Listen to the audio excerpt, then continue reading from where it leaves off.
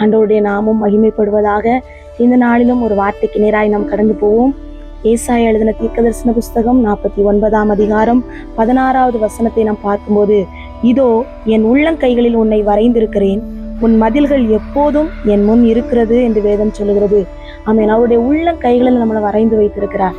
நம்ம அநேக நேரம் யோசிப்போம், நமக்காக யார் இருக்கா, நமக்கு உதவி செய்யறதுக்கு யார் இருக்கிறா, நம்ம பேசுறத கேட்கறது கூட சில நேரம் யாரும் இல்லை அப்படிங்கிற மாதிரி நம்ம யோசிப்போம். ஆனா ஆண்டவர் நம்மளை பார்த்து சொல்றாரு, உள்ளங்கைகளில் நான் உங்களை வரைந்து வைத்திருக்கிறேன், எப்பவும் நீங்க எனக்கு முன்னாடி இருக்கிறீங்க.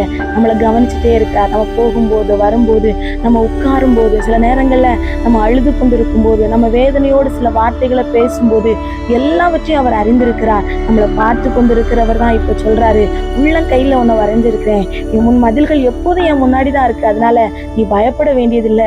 நீ எதை செய்தாலும், எந்த காரியத்துல, எந்த சூழ்நிலையில இருந்தாலும் நான் உனக்கு உறுதுணையா இருப்பேன், உனக்கு துணையாய் உன்னோடு கூட இருப்பேன். அதனால பயப்பட வேண்டியதில்லை. ஒருவேளை தாய் மறந்து போயிருக்கலாம், தகப்பன் மறந்து போயிருக்கலாம், ஒருவேளை சகோதரர்கள் ஒருவேளை நம்மளை தேடாம போயிருக்கலாம், சகோதரிகள் நம்மளை குறித்து எண்ணாம கூட போயிருக்கலாம். ஆனா கர்த்தர் நம்மேல் உருக்கமான இரக்கத்தோடு நம்மை பார்த்து கொண்டிருக்கிறார். அதனால்தான் ஆண்டவர் சொல்றாரு, உள்ளங்கையில வரைஞ்சிருக்கிறேன். நம்ம எப்பவுமே நம்ம உள்ளங்கை நமக்கு முன்னாடி தான் இருக்கும். எதை காரியம் செய்தாலும் நம்ம அடிக்கடி நம்ம உள்ளங்கையை, நம்ம கைகளை நம்ம அடிக்கடி பார்ப்போம். அதே மாதிரிதான் ஆண்டவருடைய கையை அவர் அடிக்கடி பார்க்கிறார். நம்மளை எப்பவும் அவர் பார்த்து கொண்டிருக்கிறார். அதனால பயப்படாதீங்க. ஆண்டவர் மேல பக்தி வைராக்கியத்தோடு இருங்க. ஆண்டவர் மேல நம்பிக்கையோடு இருங்க. ஆண்டவர் உங்களுக்குரிய எல்லா காரியத்தையும் அவர் பொறுப்பெடுத்து நடத்துவார். அவர் உள்ளங்கைகளில் இருக்கிற நாம் பயப்பட வேண்டியதோ கலங்க வேண்டியதோ இல்லை.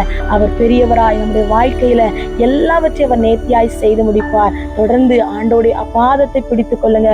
அவர் மகிமையாய் நம்முடைய வாழ்க்கையில வெளிப்படுவார். ஆமென். God bless you. கர்த்தர் உங்களை ஆசீர்வதிப்பாராக.